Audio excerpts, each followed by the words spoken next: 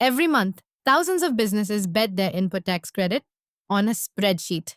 Your purchase register and the government's GSTR 2B need to match, invoice for invoice. When they don't, your credit is at risk. Multiply that across plans and GSTINs, and it stops being clerical work, it becomes a working capital decision. Export, sort, lookup, eyeball it. That's still how most teams do this. It depends on one person. It breaks the moment an invoice number has an extra dash, and your CFO gets zero visibility until the return is nearly due. This is Evolve Compliance Elite's ERP integrated GST automation platform.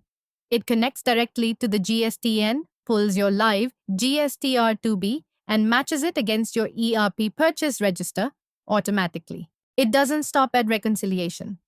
Evolve talks to your finance stack too. Every invoice booked in the ERP goes on payment hold first.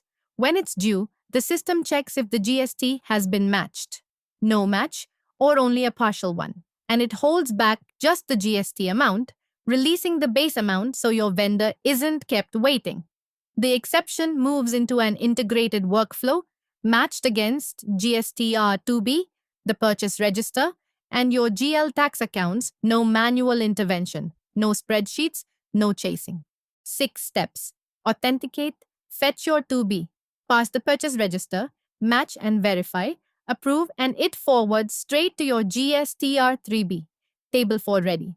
No Excel, no manual formulas. One platform, every GSTIN, every plant. A vendor files late. A rate is off by 3%. An invoice number has a slash instead of a hyphen. Alone, these are minor.